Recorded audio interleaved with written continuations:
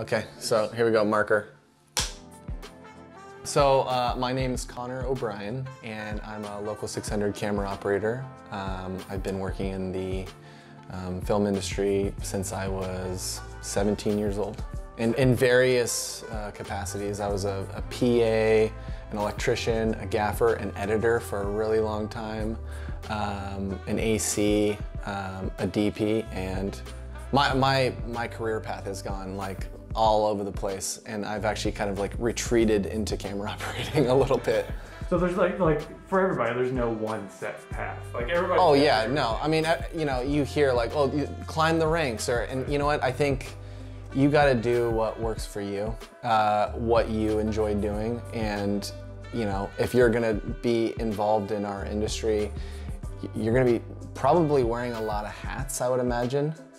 And I think the best people in their various departments have been, you know, have had different titles, you know, so they know what works and what doesn't work in general. So how did you get your start in like shooting, like making films and shooting, and what? Yeah, it's a good question. So before, you know, I was involved in, you know, TV and film, I was a pro skater since I was like, you know, 16. You know, I've always been around photographers and videographers and stuff, and made numerous skate videos and have starred in numerous skate videos, and there was just something about like creating that I wanted to be a part of. And that's why like my career has kind of gone in a number of different ways. But that's kind of like how I got initiated into the film business. I always thought I was going to be an architect, but you know, because I've always been really good at math. But I don't know, I just kind of committed to wanting to be in this industry in any capacity, and just kind of wound up camera operating.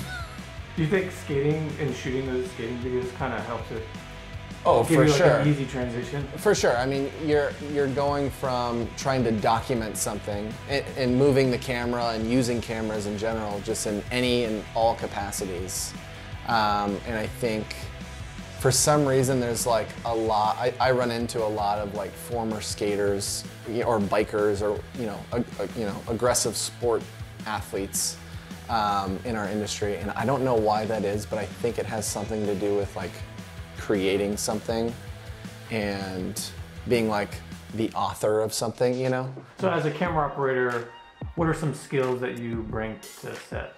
Yeah, so some of the skills I bring to set is, you know, helping initiate the cinematographer or the director's like vision in a number of capacities. It's either like, you know, helping run the set in terms of like, you know, working with the DP to choose the right tools to accomplish certain shots, working with the AD to make sure that, you know, things get coordinated correctly on, you know, moving extras or placing talent, or working with the first AC to get the correct marks. It's a variety of things, and I think what's most important for at least me and the other camera operators I work with is taking the initiative to make sure that the set is running smoothly. Because, you know, the cinematographer has so many responsibilities on set lighting and working with various departments that, you know, it's in a lot of ways it's really nice for them to be able to communicate the shot that they're looking for and to walk away and have the things just happen, you know. And that's where I come in and I help you know, pick the right tools, or communicate with the dolly grip on where the camera is moving, or working with the director and AD on the timing of things, or you know, where we're going in the next couple shots and what needs to happen. So it's a lot of things that are constantly juggling and are never the same. And it varies from job to job. Yeah, so that brings me, I wanted to ask about what's your relationship like with the cinematographer and also the director on set? It's a good question. My relationship with the cinematographer is really, it varies from job to job. It's really understanding their working aesthetic, the work that they've done, what they're looking for, how they want to move the camera, what they like, what they don't like, coordinating between talent or extras, or working with art department to make sure, you know, certain set pieces are, you know, being featured. I mean, it really varies. But yeah, I think having an open line of communication with the cinematographer is probably the most important thing for me, because I'm constantly asking questions. Oh, do you like this? We could start, you know, we could start moving the camera on this line, or, you know, and really trying to get into their head to really try to make sure that their vision comes to life on camera. And then working with the director, you know, again, my relationship with them varies as well. Especially on the kind of job it is. It's like if it's narrative, music video, documentary, a lot of the times I try to work through the cinematographer to the director, because that's kind of a relationship that I don't necessarily like having my hand in.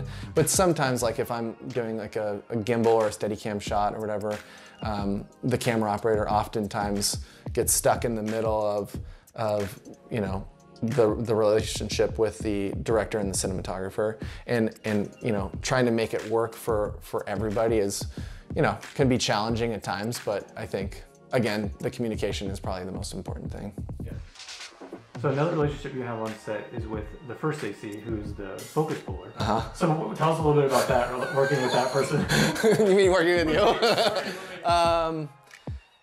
You know, it's like, I mean, working with you is way different than like me working with somebody else, because you and I always like have a shorthand, and we've done like, I mean, we've known each other for a long time, you know. But in general, I think my relationship with the first AC, it depends on if I'm flying Steadicam or doing gimbal, or, you know, having to operate a certain kind of equipment that maybe I'm not familiar with, or I'm really familiar with, and understanding the kind of equipment and camera and lenses that we're going to be using for each job. So my relationship starts with the first AC during prep, or even in the pre-production phase, to make sure that the necessary equipment gets ordered to help accommodate accomplishing certain shots. But you know, specifically for like, I do a lot of gimbal stuff. So often I'm battling like ergonomics of, you know, sizes of cameras and lenses and accessories and stuff, that having like a full concept and breadth of the equipment that's going to be utilized helps me come up with like a plan of attack on how to accomplish these certain shots, you know. But yeah, so my relationship with the first AC starts in prep, and then when it goes into production, it really has everything to do with facilitating the shot, and that starts with, you know, lining up a composition, figuring out what lens we're going to use, what stop, what my depth of field is, how to communicate marks to actors so we can get, you know, certain marks at certain times and stuff like that, and practice the timing and rehearsing the shot in general. What are you communicating to dolly grips when you're in the middle of a shot? When I work with dolly grips, the first thing we do is we set start and stop frames, where the shot starts and where the shot's supposed to end, and any iteration in between there, and communicating, like, you know, booms, or when to speed up or slow down, or when to feather in or out, or when to just book it and get to point A to point B. All of that gets communicated based on the shot that we're trying to do. And just like I talked to a first AC on you know, marks and getting the timing right and stuff, he's right there in between all of us, figuring out how best to get from point A to point B. And that goes with any kind of camera platform. That's dolly, that's Techno, that's spotting me when I'm doing gimbal or Steadicam, and you know, helping me in between, you know, like taking the camera off my shoulder when we're doing a handheld shot or whatever, and just kind of being like a really good support. How important is composition when operating? I mean, I think certainly the composition really boils down to the cinematographer's taste, but having an understanding of art and photography in general is really important to understand, like, the weight of where to put things in frame. Certainly that comes in to play on every single job. I mean, if you look over here in the corner, I have like Hopper and Caravaggio and, you know, Da Vinci and, you know, Van Gogh and all sorts of, you know, artists over there that I just look at for fun, just because I'm interested in art. But understanding composition from an artistic standpoint is really important to bring to the job, I think. So kind of walk us through a normal day on set for you. Like, what is your day like? A normal day starts with a cup of coffee or multiple cups of coffee. I show up. Usually it depends on the kind of job, but I usually show up at, you know, when everybody else shows up, no matter what my listed call time is, just because I don't like rushing and I like having kind of like a breath in the morning to really try to get at least my stuff organized. And it's like I show up and I have multiple carts on set sometimes, and having a total understanding and of where the equipment is really helps me save time on set. So being like really organized at the top of the day, making sure all my batteries are charged, all the little knick-knacky accessories are accessible, communicating with our second ACs to make sure that they know and have access to all the things that I'm gonna need throughout the day. And again, the communication is like probably the most important thing for me in the morning, because it allows me to talk to, you know, the first ACs, the second ACs, to like walk through the day of what I've been communicated to, either through the production or the DP or director or so forth. Talking to the first, making sure the camera build is appropriate, and then, you know, just kind of sitting back and just being a really good listener and having the foresight to be a problem solver throughout the day. Talking to the first AD, I do on every single job to make sure that, you know, what's expected of our department gets facilitated and, you know, happens smoothly. And just really working with the director and the cinematographer on what the shots are and how to accomplish them. How important is it for you to know your gear and how it works? It's not important at all. I lean into the first ACs. I go, I don't know how this thing works. You know, you figure it out. No. Every day's your first day. Yeah, exactly. No, I think it's vital to the success of whatever production you're working on to understand the pros and cons of each piece of gear, because everything has pros and cons. Every single thing we use. Whether it's Steadicam or Dolly or Jib or Techno or whatever, everything has its limitations and advantages. And I think part of the camera operator's responsibility is understanding having all that knowledge and knowing how to communicate that to the powers that be, so that we're ordering the right equipment and we're using the right tools to accomplish certain shots. That is probably one of the most important things to my job. As an operator, do you have to know how to use a gimbal and a Steadicam? I don't think. Does the camera operator have? Do they have to? Do they have to know how to do all that stuff? No, absolutely not. I mean, some of the best camera operators don't know how to do Steadicam, and they're some of the best. You know, Mitch Dubin is a great example. Mitch Dubin doesn't do Steadicam, but he's one of the, if not the best camera operator in the business. You know, and again, the reason for that is because he knows how to accomplish certain shots, and he can save, you know, production's time and money and energy on how to accomplish a certain shot by like communicating, collaborating with various teams, you know, and that can extend well beyond, you know, camera and G&E. That can extend to like art department or scheduling with ADs or whatever. But there are advantages certainly of having camera operators that know how to use gimbals and Steadicams like that, but I don't think it's mandatory, certainly not. One of my fondest memories being on set was with Spencer Goodall when we went to Alabama for a movie with our friend Brandon Cox, who was the cinematographer.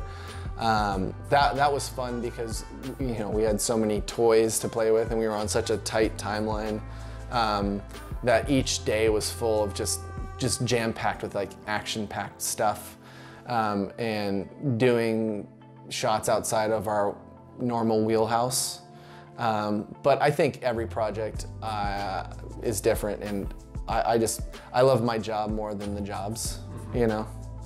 Stunts are always fun to shoot. I love shooting stunts. I think it's so fun.